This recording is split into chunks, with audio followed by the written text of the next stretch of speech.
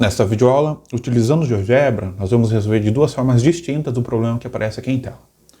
O problema é o seguinte: um triângulo isósceles mede 4 cm de base e 5 cm de altura. Nele, deve-se inscrever outro triângulo isósceles invertido, cuja base é paralela à base do maior e cujo vértice é o ponto médio da base do primeiro.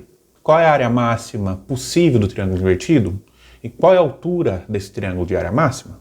Então, inicialmente, vou ocultar o enunciado, que a gente não vai precisar dele por enquanto, e vamos começar construindo o triângulo isósceles. Vou mandar exibir os eixos, também vou exibir a malha, só a malha principal já é suficiente. Vou construir o triângulo aqui a partir de um ponto A, na origem do sistema cartesiano, um ponto B que está sobre o eixo X, certo? Então eu posso mover livremente o ponto B sobre o eixo X aqui. O meu ponto C, eu vou ter que definir primeiro uma reta perpendicular ao eixo X, passando aqui pelo ponto médio de AB, e depois eu defino o ponto C sobre essa reta. Então primeiro eu vou determinar o ponto médio entre A e B, então eu tenho o ponto C, nesse caso aqui, né? Vou até renomear ele aqui para ponto D, botão direito sobre ele, renomear para ponto D, porque agora eu vou traçar uma reta perpendicular ao eixo X, passando por D. Agora sim, eu posso colocar o meu ponto C, vou até utilizar a ferramenta aqui de ponto em objeto, sobre esta reta que foi traçada anteriormente. Então eu posso movimentar o meu ponto C sem que ele saia desta reta. Agora sim, tendo definido os pontos A, B e C, eu posso, com a ferramenta polígono, construir aqui A, B e C, né? Eu vou agora, para dar uma limpada na tela, eu vou mandar ocultar a malha. Vou mandar ocultar também os rótulos dos segmentos desse meu triângulo, né? Clicando sobre a palavra segmento, botão direito, exibir rótulo. Ok, então agora eu vou construir um ponto que estará sobre este lado do meu triângulo, que vai ser um dos pontos da base do triângulo invertido, certo? Então para isso, ó, vou mandar ocultar aqui o meu triângulo, mandar só exibir os segmentos. Eu quero um ponto aqui, ponto E, sobre este segmento. E agora o que eu preciso? Eu preciso só de um outro ponto que esteja no segmento CB aqui do meu triângulo, né? Para isso eu vou utilizar a ferramenta de reflexão em relação a uma reta, o ponto E refletido em relação a esta reta F. Caiu lá do outro lado o ponto E', né? Ele foi construído. Vou até alterar o nome dele, vou clicar com o botão direito, renomear para F. Eu não quero trabalhar com essa denominação E' neste caso. Ok. Então agora, conforme o movimento ponto E, meu ponto F também é movimentado.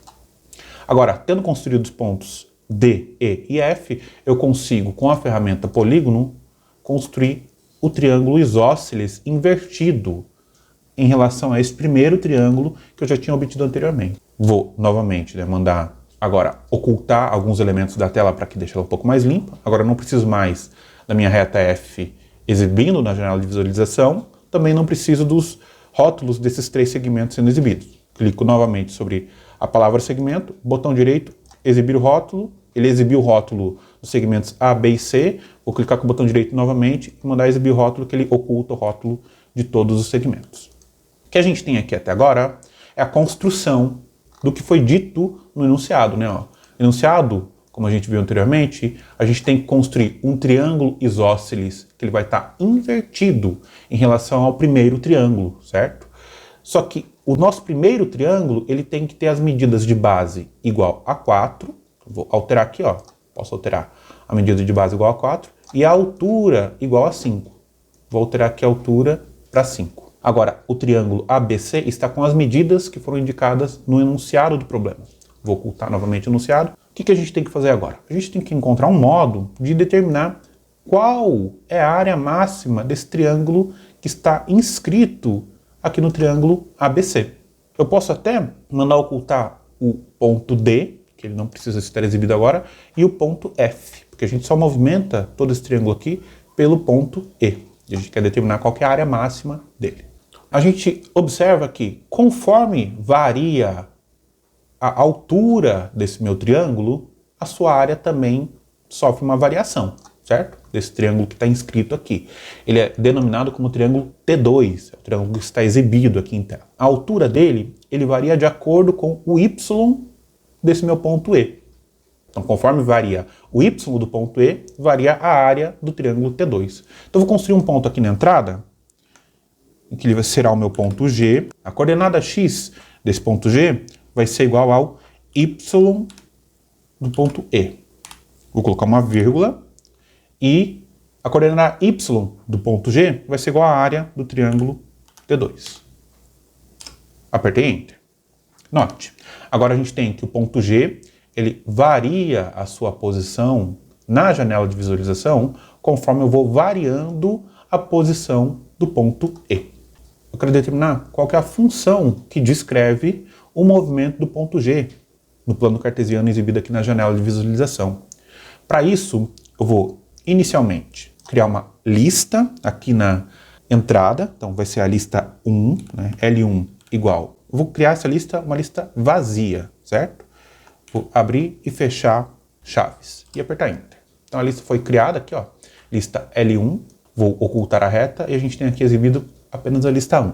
Também vou ocultar a imagem, que a gente não precisa dela agora. Agora, conforme eu movimento esse ponto E, eu quero que os valores de x e y do meu ponto G, eles sejam armazenados naquela lista 1.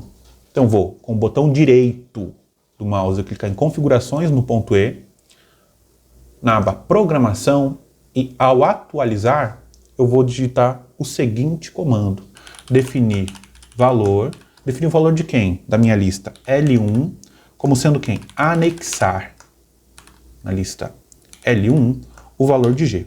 E vou fechar os dois parênteses que eu abri. Veja, conforme o ponto E for atualizado, ele vai definir o valor da lista 1, anexando nesta lista os valores do ponto G. Vou fechar, com o ponteiro selecionado eu vou mover o ponto E. Note que agora a minha lista L1 que estava vazia, ela tem vários pontos, que são justamente as coordenadas pelas quais passou o ponto G. Vou voltar aqui, né? Vou voltar aqui. Diminui um pouco a janela de álgebra. O que a gente precisa agora? A gente pode utilizar um outro comando que foi utilizado em videoaulas passadas, que é o comando de regressão polinomial. Tem a regressão polinomial que vai ser o quê? Ela pede uma lista de pontos, nesse caso aqui vai ser a lista L1, e o grau do polinômio. Neste caso, ele vai ter grau 2. E vou apertar Enter.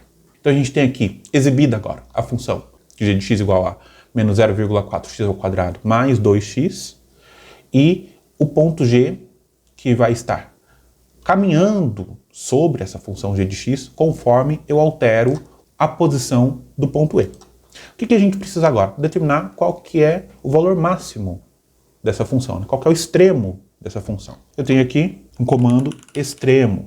Extremo de quem? Polinômio G. Foi criado aqui um ponto H, e notem, esse ponto H ele tem coordenadas 2,5,2,5. Eu vou até mandar exibir a malha aqui, para ficar mais fácil da gente enxergar, né? Ele tem coordenadas 2,5 para x e 2,5 para y. Lembre que o quê? O x do ponto H, ele representa a altura do triângulo, desse triângulo que está invertido.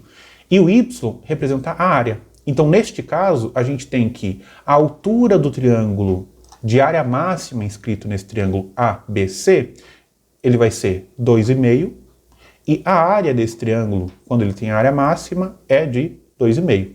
A gente pode até colocar esta informação em tela. Na entrada aqui, eu vou digitar o seguinte, né? Ó, entre aspas, eu vou digitar altura, sair das aspas, mais, abre parênteses, a altura vai ser quem? Vai ser o x do H, né? Então, x do ponto H, certo? Vou até colocar um igual aqui antes, ó, altura igual, e dar mais um espaço, x do ponto H, apertar Enter, e área máxima igual espaço mais, e vou digitar que vai ser o y do ponto H, e vou apertar Enter. Então a gente tem aqui a altura e a área máxima do triângulo invertido que está inscrito nesse triângulo ABC. Vou só ocultar novamente aqui a malha, né? Sem malha nesse caso. Veja que do modo como a gente construiu o triângulo ABC, é possível alterar suas medidas. Por exemplo, alterar aqui de 5 para 3, a medida da altura do triângulo ABC. Mas você pode se perguntar, como eu faço para exibir a curva que representa este novo movimento de G aqui? É porque ele está ainda com os dados referentes às medidas antigas do triângulo ABC. Então, para isso, o que a gente faz? No ponto C, eu vou clicar com o botão direito, acessar programação. Ao atualizar, eu vou colocar aqui, né, definir valor de quem? Da lista 1 como sendo o conjunto vazio. Né? Abro e fecho chaves. Vou copiar ele porque eu também vou colocar a mesma coisa sobre o ponto B. Então, ponto B, configurações, programação, ao atualizar, definir valor da lista 1 como conjunto vazio. Certo? Então, conforme eu alterar agora aqui, alterei o valor do C, vou colocar ele, a sua altura, no caso aqui, para 3. Né? Conforme eu altero a posição do ponto E, a gente tem descrita uma outra função e a altura máxima do triângulo e a área máxima do triângulo, neste caso, é de 1,5 e 1,5. Eu posso ainda alterar o ponto B, que vai me dar uma outra medida para a base do triângulo ABC. Eu posso alterar a posição do ponto E, obter uma nova função e novos valores para a altura e a área máxima do triângulo que está inscrito no triângulo ABC. Então, este foi o modo de resolver o problema que nos foi dado inicialmente. Né? Sabendo que se a base mede 4 e a altura mede 5, a gente tem que a área máxima será de 2,5 e a altura de 2,5. Agora, aproveitando a construção do triângulo que nós tínhamos feito inicialmente, vamos resolver este mesmo problema utilizando a janela CAS. Para que a gente possa utilizar a janela CAS e aproveitar o triângulo que está aqui construído, vamos tentar produzir um entendimento sobre a forma como esse problema pode ser abordado. Inicialmente, a gente pode considerar aqui, para calcular a área desse triângulo que está inscrito no triângulo ABC, que está invertido, ela pode ser definida como sendo a base desse triângulo vezes a sua altura dividido por 2, né? Que é uma das fórmulas para se calcular a área de um triângulo. Se a gente for considerar, então, a altura desse triângulo, ela é dada pelo quê? É dada pelo y desse ponto E, como a gente viu anteriormente, na outra forma de resolver o problema. Como que a gente pode definir qual que vai ser o y desse ponto E de um modo genérico? Né? Ou seja, qual que é a expressão que descreve o movimento que esse ponto E realiza na janela de visualização. Né? Nesse caso, o ponto E está sobre um dos lados do triângulo ABC, está sobre o lado AC, que pode ser pensado como sendo o segmento que pertence à reta que passa por AC. Então, na janela aqui eu vou digitar o seguinte, né? A altura em relação a x é igual à reta que passa pelos pontos A e C. Eu vou apertar Enter. Então, a gente tem aqui uma função, a altura de x, que está indicada ali como sendo 5 sobre 2x. Posso até ocultar ela neste primeiro momento, porque a gente não vai utilizar ela. E vamos fazer um pensamento parecido em relação à base desse triângulo invertido, desse triângulo T2. Notem o seguinte, vou mandar exibir a malha. Considerando então a base desse triângulo invertido, o que a gente pode perceber? A gente pode perceber que é o seguinte, sempre a base, a medida da base será o quê? A medida da base do triângulo maior, do triângulo ABC, menos 2 vezes o x desse meu ponto E, certo? Então, sempre vai ser menos 2 vezes o x desse ponto E. Se o ponto E está, por exemplo, sobre a posição 1 menos 2,5, ele vai descontar 1 deste lado da base e 1 do outro lado da base, né? Resultando que, se a base do triângulo é igual a 4, a base do triângulo invertido vai ser igual a 2. Né? Vamos generalizar isso, ou seja, a medida da base do triângulo invertido, né? Então a base em função de x, vai ser o quê? Vai ser o x do B, né? Por que o x do B? Porque é ela que determina a medida da base do triângulo maior, menos 2 vezes x. Eu vou apertar Enter. Então é essa função aqui que vai estar descrevendo a medida da base do triângulo invertido em relação a x. Posso ocultar essa reta. E agora sim, tendo as duas funções, uma que descreve a altura e outra que descreve a base, eu posso obter uma nova função que vai ser a área desse meu triângulo invertido. Então vai ser o quê? A função t de x, vou digitar t maiúsculo mesmo, tá? T de x igual a base vezes a altura dividido por 2, certo? Então vai ser o quê? Ó? A base de x vezes a altura de x dividido por 2. Ele até exibe para a gente a função aqui na janela de visualização. Nessa função, ele já está colocando ali para a gente qual que vai ser a área máxima que esse triângulo terá. Como a gente viu anteriormente, né, a área máxima será de 2,5. Mas a gente pode exibir isso aqui na janela CAS. Né? Eu vou digitar o seguinte comando: extremo. Extremo de quem? Extremo da minha expressão que está na linha 3. No extremo de S3. Vou apertar Enter. Ele me deu uma lista de um elemento. Esse elemento, no caso, é um ponto. Eu posso até mandar exibir esse ponto ali na janela de visualização, né, como está exibido, ou mandar ocultar mesmo. E a gente sabe o quê? Que o y desse ponto corresponde à área máxima, certo? Então a gente já tem a solução nesse caso aqui. Para determinar a altura, o x do elemento da minha lista L1, certo? Que vai estar na posição 4 aqui, então, na linha 4. A posição do elemento vai ser 1. Então, o x é igual a 1. E agora eu posso mandar aplicar a função altura de S5. Pronto. A gente tem aqui o quê? Né? A altura do triângulo é 5 sobre 2 e a área do triângulo também 5 sobre 2 nesse caso. E a gente pode novamente, né, alterar a posição do meu ponto B e alterar a posição do ponto C, obter novas medidas para o triângulo ABC e, por consequência, medidas distintas de área máxima e de altura para o triângulo invertido inscrito no triângulo ABC. Nesta videoaula, nós vimos duas formas de resolver um problema no GeoGebra utilizando comandos e a integração das janelas CAS, da janela de álgebra e da janela de visualização.